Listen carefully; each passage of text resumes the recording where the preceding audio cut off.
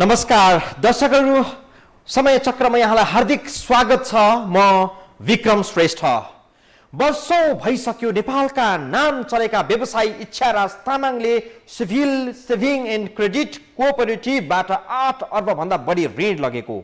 आफै सहकारीको अध्यक्ष हुँदा आफ्नै अर्को कम्पनीका लागि सहकारीमा जनताबाट जम्मा भएको बचत खरलप्पैसँग झिकेर इच्छाराजले चलाए। आफू खुसी, अहिले निक्षेपकर्ताको बिचल्ली भएको छ।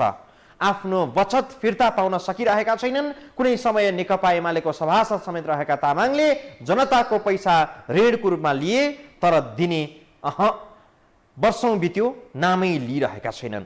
यो विषयमा अब नेपाल प्रहरीको केन्द्रीय अनुसन्धान ब्युरोको पनि ध्यान तानिएको छ। आजको विषय विशेष गरी यसतर्फ जोड्नेछौँ। सुरुमा हेरौँ यो रिपोर्ट।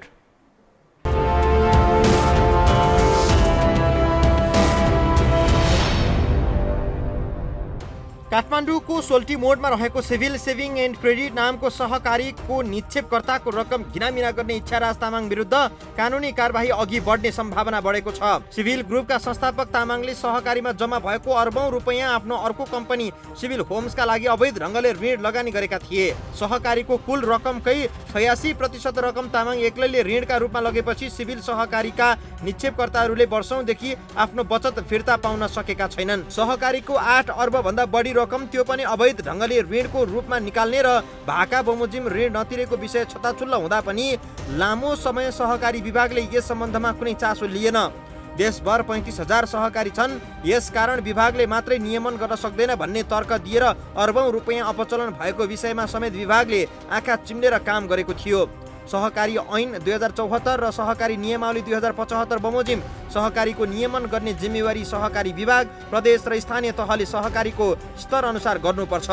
यस्ता निकायले नियमन गर्न नसकेमा आर्थिक अपराध गर्नेहरूलाई कानुनको दायरामा ल्याउन नसकेका कारण खुलाएर अनुसन्धानका लागि प्रहरीमा लिखित अनुरोध गर्नुपर्छ। जुरी आइरहेको हुन्छ, कम्प्लेनहरू आउँछ, तर अब यसको अहिले सहकारी ऐन छ, त्यसमा चाहिँ अनुसन्धानको केही प्रक्रियाहरूको बारेमा लेखेको छ। अब हामीले त कानुन सम्मत रूपमा ऐनमा भएको प्रोभिजन अनुसार अगाडि बढ्न पर्ने हुन्छ। सिभिल सहकारी बागमती प्रदेश अन्तर्गत पर्ने भएका कारण बागमतीको भूमि व्यवस्था, कृषि तथा सहकारी मन्त्रालय अन्तर्गतको सहकारी महाशाखाले निक्षेप गुमाएकाहरूको रकम उठाइदिन केही प्रयास गरेको छ, तर धेरै बचतकर्ताहरूको बचत अहिले पनि इच्छाराज तामाङले फिर्ता गरेका छैनन्।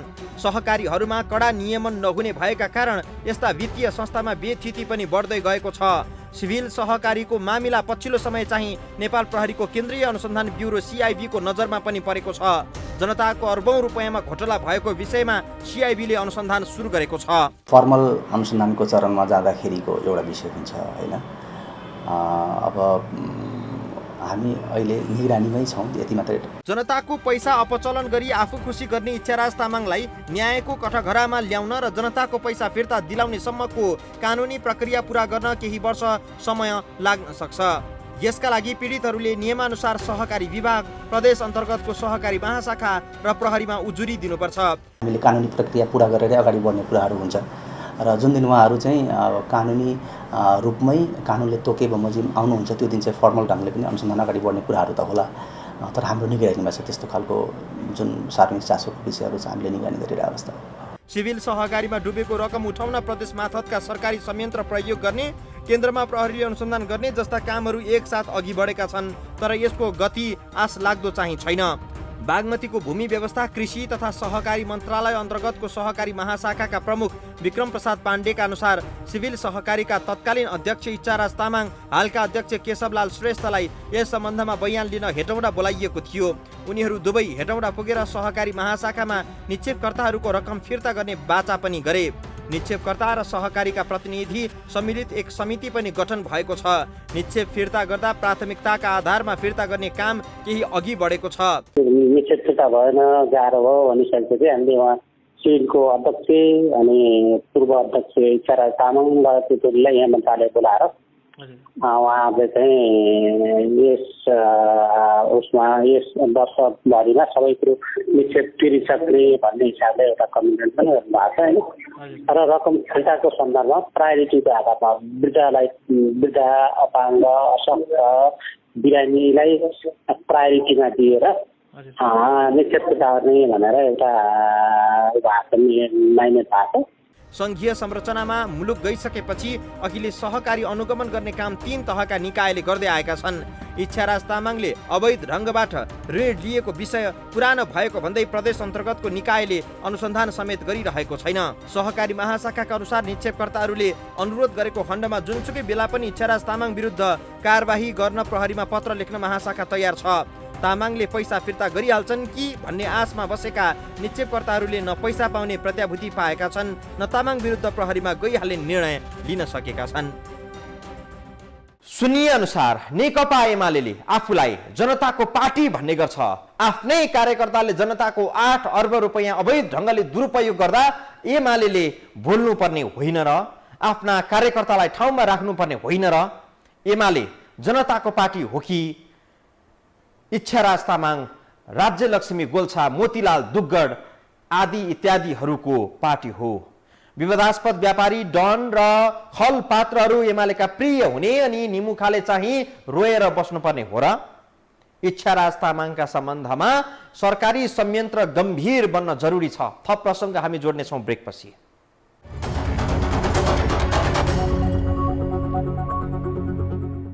हजारौं जनताले जम्मा गरेको बचत सहकारीका अध्यक्ष आफू एक्लैले ऋणको रूपमा सबै उठाएर हिँड्न पाइन्छ र? देशको ऐन नियम अनि कानुनले भन्छ यो पाइँदैन। यदि पाइँदैन भने इच्छाराज तामाङले कसरी पाए? उनी विरुद्ध कारबाही गर्ने तत्परता पहिले र अहिलेको सरकारले किन देखाइरहेको छैन? पहुँच हुनेहरूले करोड होइन अर्ब अर्ब लिँदा पनि कानुनले छुन सकेको छैन, छोदो रहेनछ। यदि यस्तै हो भने सरकारले यो घोषणा गरिदिन जरुरी छ कि जनताले सहज रूपमा त्यसलाई बुझोस्, होइन भने न्याय पनि दियोस्।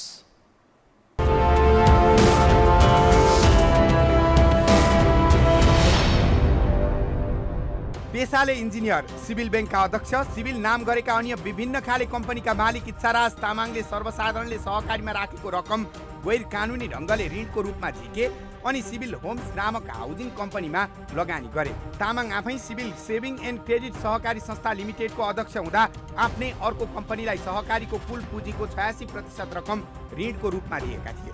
यसरी सहकारीको रकम गैर कानुनी रूपले ऋणका रूपमा लैजानुको अर्थ निक्षेपकर्ताको रकम हिनामिना गर्नु सरह हुन्छ। तामाङले ऋण लगेर समय समयमा तिर्दै आएको भए पनि समस्या हुने थिएन, तर उनले सहकारीबाट लगेको ऋण तिरेनन्। अहिले सहकारीका बचतकर्ता आफ्नो निक्षेप फिर्ता लिन जाँदा रित्तो हात फर्किनुपर्ने अवस्था छ। निक्षेपकर्ताहरू हुनुहुन्छ साह्रै विश्वास गर्न गाह्रो अवस्थाको मान्छेहरू हुनुहुन्छ। कतै क्यान्सर पीडित हुनुहुन्छ, कतिजना मान्छेहरू अस्ति कोभिडको अवस्थामा पैसा नपाएर आफ्नो ठुला बडाहरू गुमाउनु भएको केसहरू छ। कतिपयले अवकाश प्राप्त पैसा राखेर जीविका चलाउने पैसा राख्नु भएको छ, त्यो पाउनु भएको छैन। भनेपछि अब पनि सरकारले यसको कारबाही नगरे भने कहिले गर्ने? इच्छाराज तामाङले सिभिल नामबाट बैंकदेखि civil home, civil apartment, civil state, civil saving and credit लगायत दर्जन बढी कम्पनी चलाएका छन्। सिभिल ग्रुपकै एक सदस्य संस्था सिभिल सेभिङ्स पनि हो।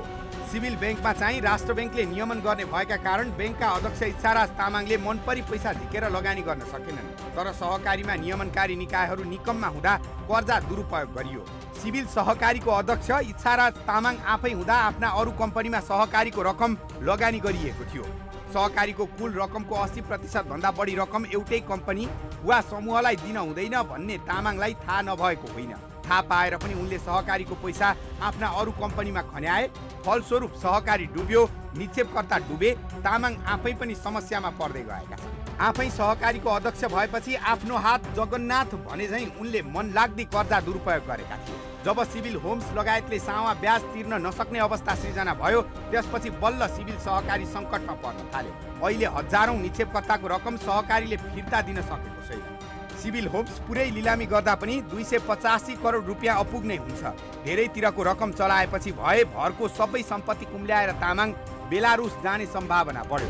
यस्तो देखिएपछि सरकारले उनको पासपोर्ट जफत गरेको छ। हजारौं निक्षेपकर्ताको रकम कर्जाको रूपमा दुरुपयोग गरेपछि उनका केही सम्पत्ति रोक्का भइसकेका छन्। भएका सम्पत्ति लुकाउन कानुनी दाउपेचका रूपमा पत्नी सृजना साक्यसँग कृत्रिम सम्बन्ध विच्छेद पनि उनले गरेका छन्।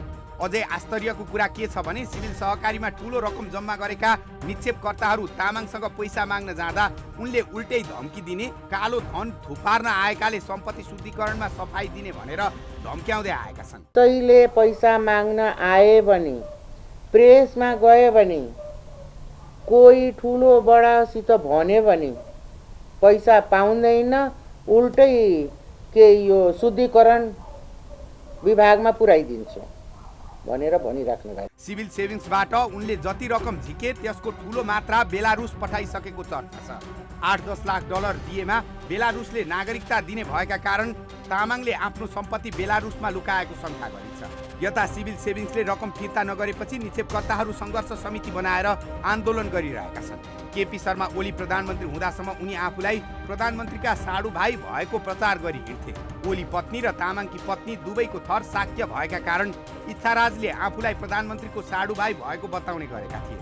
थर शाक्य भए पनि राधिका शाक्य र सृजना शाक्य बीच कुनै नाता भने छैन। अर्काको पैसा नतिर्ने, खाएको ऋण फिर्ता नगर्ने अनि ठुला मान्छेहरूसँग नाता सम्बन्ध देखाएर अरूलाई तर्साउने खेलमा पनि तामाङ लागेको जानकारहरूले दाबी गरेका छन्। बैंक नै खोलेर व्यवसाय गरिरहेकाहरूले समेत आफूलाई उच्च पदस्थ व्यक्तिको आफन्त भनेर गलत प्रचार गर्दै हिँड्छन् भने बाँकीको हकमा के हुने हो पत्तो छैन। यो देशमा आइकम पढेका डाक्टर भइरहेका छन् र ढङ्ग मिलाएर पढ्न नजान्नेहरू मेमोरीका किङ भई टोपलेका छन्। स्वार्थ बाजिने अवस्था देख्दा देख्दै मानिसहरू सरकारी नियुक्ति पाइरहेका छन्। देशका युवालाई मित्र हो कि शत्रु राष्ट्रका सिपाहीले कहिले गोली हानेर मार्छन् अनि कहिले तुइन काटेर नदीमा खसालिदिन्छन्। अनि हाम्रो देशमा मुख्य बहस चाहिँ एमाले मिल्छ कि मिल्दैन, समाजवाद आउँछ कि आउँदैन, कम्युनिस्ट आन्दोलन अब के हुन्छ, यस्तै विषयमा भइरहेको छ। प्रसङ्ग हामी जोड्नेछौँ ब्रेकपछि।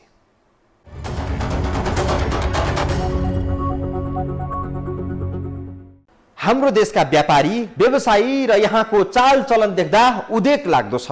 देशमा फलेको भटमास त सुरा प्रेमीहरूको शीतललाई पनि पुग्दैन भने नेपालबाट सबैभन्दा बढी निर्यात हुने वस्तु सोयाबिनको तेल बनिरहेको छ। सुपारी, मरिच, छोकडा जस्ता वस्तु नेपालमा अथाह आयात हुन्छ, थाहा छैन खपत कहाँ पुग्छ। भन्सार विभागको तथ्याङ्क हेर्दा थाहा हुन्छ कि नेपाल भित्रिएका यी वस्तु निर्यात पनि हुँदैनन्। उसो भए कहाँ जान्छन् त? यो प्रश्नको जवाब देश चलाउनेहरूसँग छ, तर ती सबै निरीह र निकम्मा भएर बसेका छन्, जवाफ दिन सक्दैनन्। स्थिति सुधार्ने हिम्मत, तत्परता गुमाएर डिप्रेसनमा गएको जस्तो देखिन्छ देशको संयन्त्रहरू। अर्बपति उद्योगीहरू पजेरो चढेर थर्मल गनको कालोबजारी गर्न हिँड्छन् अनि बैंकका साहुहरू जनताको पैसा निरन्तर यसै गरी हिनामिना गर्छन् जसरी इच्छाराज तामाङले गरिरहेका छन्। काठ तस्करीको आरोप लागेकाहरू वनमन्त्री बन्छन् अनि चिट चोर्दै पक्राउ परेर रेस्टिकेट भएकाहरू कल्याणकारी काम गर्नुपर्ने मन्त्रालयको मन्त्री पनि भन्छन्।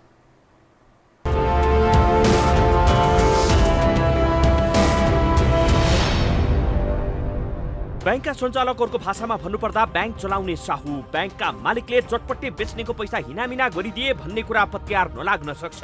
सरकारी नियमन नियन्त्रण राम्रो नभएको हाम्रो जस्तो देशमा चटपटे बेच्ने, टेम्पू चलाउने, गिट्टी बालुवाको काम गर्ने, ज्यामी मजदुर आदिको शोषण हुने भनेकै ठुला साहुहरूबाट रहेछ।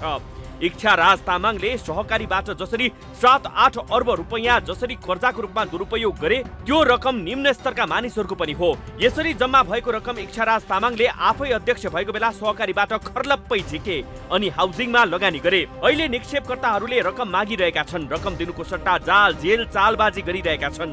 सके विदेश भाग्ने, नसके कानुनी दाउपेच गरेर निक्षेपकर्ताको पैसा फिर्ता नगर्ने तिगडममा तामाङ लागिरहेका छन्। बागमती प्रदेश अन्तर्गतको सरकारी निकायमा उनले गरेका प्रतिबद्धता पूरा हुने आशा पनि गरिँदैन। दुनियाँको पैसा खाएर हजारौंलाई खुनको आँसु रुवाएर तामाङ अहिले पनि ठाट बाटमै रमाइरहेका छन्। कीर्तिपुरको ट्याङ्ला फाट स्थित ठुलो कम्पाउन्डमा बनेको बंगलामा उनी बसिरहेका छन्। उनका मामा ससुरा केशव लाल श्रेष्ठ पनि बालाजुमा सानकै जीवन बिताइरहेका छन्। उहाँहरूसँग भएको सम्पत्ति जे जति छ खोज तलास गरेर सिभिलको नाममा सार्नलाई सरकारले कदम चालिदिनु पर्यो, ताकि त्यो निक्षेपकर्ताको पैसा चाहिँ जहाँ राखेको थियो त्यहाँ फिर्ता नभएर यो समस्या आयो। तामाङले सिभिल होम्स मार्फत 2075 सालमा 1001 घर बिक्री भएको भनेर ठुलै तामझाम गरेर केक काटेका थिए। मानिसहरूलाई झुक्क्याउन प्रचार प्रसार पनि राम्रै गरेका थिए। 1001 घर बेच्नेले कति मुनाफा आर्जन गर्यो होला, राज्यलाई कति कर तिर्यो होला भन्ने आम चासो हुन्छ नै। वास्तविकता त यो थियो कि सिभिल होम्सले न 1001 घर बेचेको थियो न कुनै नाफा कमाएको नै थियो। यो कम्पनीको वार्षिक लेखा परीक्षणमा त स्पष्ट रूपमा घाटा रहेको जनाइएको थियो। घाटामा गएको कम्पनीमा तामाङ आफैले र आफ्नो मामा ससुराको सहयोगमा जनताको पैसा कर्जाको रूपमा लिए अहिले तिर्ने नामो निशान पनि छैन। इच्छा राजले मानिसहरूको यस्तो दुर्गति बनाइदिएका छन् कि सिभिलमा करोड करोड रकम जम्मा गर्नेहरू अहिले रित्तो भएका छन्। वृद्ध वृद्धाहरूको समेत पैसा खाइदिएका छन्। इच्छा राजले बिचल्ली पारिदिएका कतिपयसँग त अहिले औषधि किन्ने पैसा समेत छैन। औषधि खाने पैसा छैन। हेर्नुहोस् यहाँ औषधिहरू, एउटा फल किन्नलाई 1 किलो फल किन्नलाई पैसा छैन। छोराले भन्यो तर दिएन पैसा। छोराको लगमा पैसा छैन, म उसको विषयमा अहिले केही भन्न सक्दैन। उसको पैसा पनि सबै त्यही छ। मानवता हराएका मानिसहरूको लहरमा अहिले इच्छाराज पनि थपिएका छन्। इच्छाराजको अपराधले कति बालबालिकाले पढ्न नपाएका होलान्, कति वृद्ध वृद्धाको आँसुले सरापिरहेको होला, कति मानिसहरूमा दीर्घरोग देखियो होला, कति मानिसहरूको त पार्टीको बास नै भयो होला। तर यो देशले यहाँ अपराध देख्दैन। समाजवाद स्थापना गर्ने संविधान लेख्नेहरूले न्याय र अन्याय छुट्याउने जिम्मेवारी चाहिँ अहिले पनि स्वयम्भूका दुई आँखालाई नै दिइरहेका छन्। इच्छाराज तामाङ र उनको समूहले गरेको अपराधको मामिला सार्वजनिक हुन थालेको 2 वर्षभन्दा बढी भइसक्यो। जब जब मिडियामा सिभिल सहकारीको विषय बाहिर आउँछ, इच्छाराज र उनका मामा ससुरा केशवलाल श्रेष्ठ सम्पर्कविहीन हुन्छन्। हामीले इच्छाराज र केशवलाल दुवैलाई सम्पर्क गर्ने प्रयास पनि गर्यौं, तर उनीहरू सम्पर्कमा आउन चाहेनन्। भान्जी ज्वाइँ र मामा ससुराको मिलीभगतमा सिभिल सहकारीमा पैसा जम्मा गर्नेहरूको बचत जोखिममा परेको छ। लाख होइन, करोड होइन दर्शकवृन्द, अरब अरबको हिसाब किताब त्यहाँ गन्जागोल अवस्थामा छ। जनता ठगीमा परेका छन् र देशमा जनताले सरकार छ भन्ने अनुभूति गर्न पाइरहेका छैनन्। दल विशेषले त 1-2 करोड पाए भने त्यस्तालाई समानुपातिको सांसद पनि नबनाइदिने भन्ने नहुन सक्छ। हाम्रो जस्तो देशमा सांसद, मन्त्री, कार्यकारी निर्देशक, राजदूत जस्ता पद त खुलेआम बिक्रीका वस्तु बनिसकेका छन्। के यो देश सधैँ यस्तै गरी चलाइरहने हो र? आजलाई समय चक्र यति नै दर्शकवृन्द, बिदा दिनुहोस्। नमस्कार।